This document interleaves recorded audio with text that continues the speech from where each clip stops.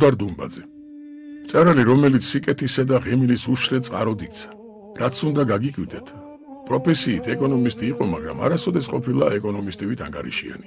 აბა სახსრების დაზოგვაზე რა უნდა თქვას კაცმა, თუ საკუთარ თავსა და ჯანმრთელობასაც კი არ ზოგავდა. ოღონდ კი დაეწერა გულზე მოსახვედრი და გულში გასატარებელი. ცოტათი მაინც გადაეცა სხვისთვის ის განცდა, რასაც თავად ატარებდა. 14 ივლისს ნოდარ დუმბაძე 88 წლის გახდებოდა. მისი წერილი, რომელსაც თავაზობ დიდი ტკივილითა და სიყვარულით არის გაჩერებული და დღეს განსაკუთრებულ აქტუალობას იწევს. დღეს ხომ აფხაზებსა და ქართველებს შორის ერთდროს სიყვარულით ნაშენები ხიდი ჩანგრეულია. გული. ამას წინა შოთა ნიშნიანიძის ლექსი აფხაზური კანტატა წავიკითხე. ჩემი ბავშვობა, ყმაწვილ კაცობა, კარგად ყოფობა და ავად ყოფობა გამახსენდა.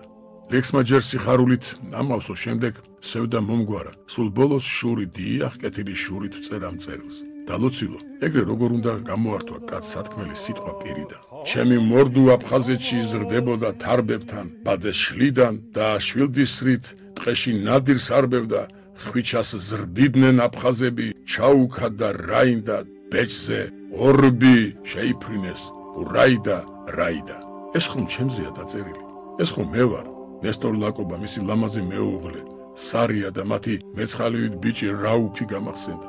ჩემზე უფროსი იყო ცოტათი რაუფი, ფეხბურთის თამაშს მასწავლიდა ქუჩაში. ასფალტზე მუხ გადაყლეთილს იუც როგორ მასხამდა შეწუხებული სარია, ის მახსოვს. ისიც მახსოვს, როგორ მითათუნებდა ლოყაზე ხელს ნესტორი და როგორ მიწლარებდა გაჩუმდი.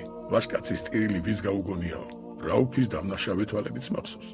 აფხაზი ბიძაჩემის ზოსიმეს ხმამაღალი სიცილი და დეიდა ჩემის მაროს საყვედურიანი ხმამესეს. ბიჭო, სულ სარა ბარა ბზიაბს ბოიტი როდემდე უნდა იძახო. სხვა რამე ისწავლე რა აფხაზურად.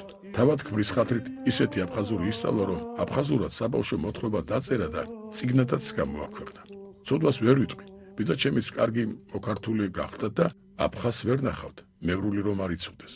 ო აფხაზეთო, ბევრი კარგი მოყმის გამზრდელო. ამორძალი ხარ მკერდ მოჭრილი, უსაქართველოდ. მაგ ტკბილ კალთაში თავს ჩაგიდებ და გავყუჩდები ლოცვით, მადლობით, აღსრულებით მითრთის ტუჩები. დარი მიმიტანე სოხუმის მეორე საავადმყოფოში. თვალს ვახელ ებრაელი, ბერძენი, სომეხი, რუსი, აფხაზი, ქართველი, ყველა ერთად მადგას თავზე. თუ ასეთი ინტერნაციონალისტი იყო, ბურანში წასული, გულიებს ვხედავ, შინკუბებს ვხედავ, პაპასკირებს ვხედავ, თარბებს ვხედავ, ლასურიების, ახუბების, ლომიების, კაპბების, ანჩაბაძეების, გოგუების ხმებს ვარჩევ. თბილისიდან გადმოცვენილ ექიმებს ვხედავ, ნათესავებს ვხედავ, სისხლსა და ხორცს ვხედავ. ჩემსას ვიცი ამათი ბახალა ვარ და ამათ უნდა მიტირონ, მაგრამ ამათ რაღა უნდათ? უზარმაზარ ამრასავით რომ მათგანან თავზე და მათბობენ. ცოტა რომ მოვიკეთე, მოწყალების დები მიამბობდნენ რიგრიგობით. რომ მითხეს ნოდარ დუმბაძეაო, სულ დამეკარგა ვენა, ვერაფრით ვერ მივაგენი და ნემსი ვერ გაგიკეთეთ. რომ მითხეს ნოდარ დუმბაძეაო, იმ წუთში ვიპოვე ვენა და გაგიკეთეთ შიგ ნემსი, თორემ მაგას რა იპოვი და სულ არ ქონდათ წნევა.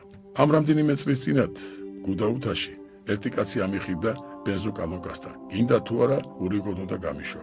რატომ ვეკითხები? იმიტომ რომ აქაური ვარ და მე ასე მსურსო. ვატყობ ნასვამია, აშკარად შარზეა და ჩხუბი უნდა. თან ხედავ, ხარზე მარტო ჭინკა უზის. ანგელოზი არ საჩანს. რა თქმა უნდა არ წავეჩხუბემ, ურიგოდ გავუშვი. მოსკოვში ვარ, რესტორანში ვხედვართ. მე და ერთი იქაური ჩემი ნაცნობი ოფიციანტმა შამპანური და შოკოლადი მოიტანა.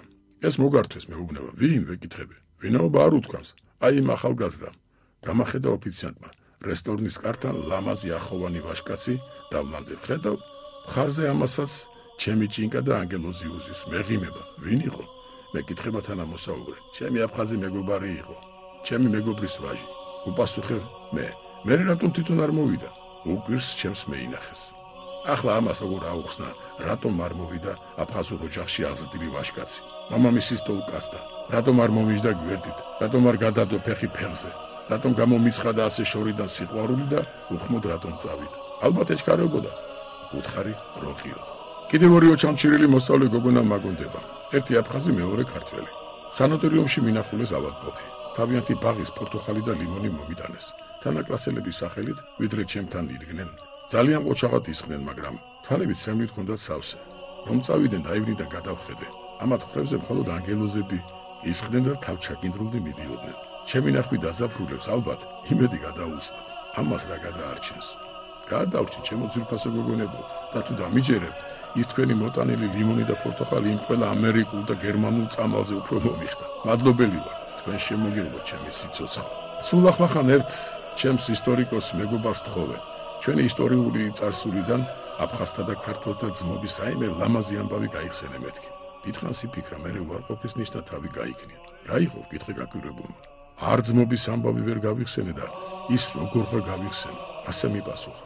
ან ბრძენი კაცის მოგონილი სიცრუე, ან მართლაც ასე იყო. ყოველ შემთხვევაში, ჩემი ღრმარწმენით ჩვენმა შვილებმა და შვილიშვილებმა ასე უნდა იცოდნენ და უნდა იცოდნენ ჩვენგან. მე სულ მუდამ მახსოვს აკაკი წერეთლის, კონსტანტინე გამსახურდიას, ლეო ქიაჩელისა და სხვათა შემდეგ კაცი როგორი სიფრთხილით უნდა შეეხოს აფხაზთა გულის სიმებს. ეს ჩემს აფხაზ ძმებსაც უნდა ახსოვდეთ. ქართველთა გულის სიმებს რომ შეეხებიან ხოლმე. მიხარია შოთა ნიშნიანიძე, ეგზომ ლამაზად რომ შეეხო ჩვენი გულების საერთო სიმებს. მე რომ ახლა ამ წერილს ვერ უფრო თავისუფლად და ლაღად ვზნობ თავს, რადგან მწერალთა კავშირში აფხაზეთის საბჭოს თავმჯდომარე ვარ. უმაღლესი საბჭოს დეპუტატად აფხაზეთიდან გახლავართ არჩეული. აფხაზეთში მოვკვდი და დავიბადე ხელმეორედ. ლენინური პრემია რომ მივიღე, 1000 დეპეშა მომივიდა და აქედან ნახევარზე მეტი აფხაზეთიდან იყო. სხვა რომ არაფერი სამადლობელი მეკუთვნის და ვამბობ კიდევაც და ასეც რომ არ იყო, სულაც შავი ზღვის პირას აფხაზეთში მიდგას ოდა. ჩანს ოდაზე კოლხთა ღერბი სიმინდ ჯიქურის და აფხაზურ ცხენის ნალი ავგაროზად მიკრული. შოთა ნიშნიანიძის ლექსის კითხვა რომ ჩავათავე, გულში რაღაც უსაშველო სითბო ჩამეღვარა. ავდექი და ჩემს სიცოცხლეში პირველად მოვძებნე ლექსიკონში გულის განმარტება. გული, უმთავრესი ნაწილი ცხოველთა შინაგანი აგებულებისა, რომლისგანაც მოიქცევის სისხლი ყოველივე ძარღვთა შინა. ასე წერია ლექსიკონში. აუ, რა დიდი ფერება და გაფრთხილება სჭირდება თურმე გულს. ნოდარ დუმბაძე. 2012 წელი. ხმის ჩამწერი სტუდია ჰერა. ტექსტ კითხულობდა საქართველოს სახალხო არტისტი ნუგზარ ყურაშვილი.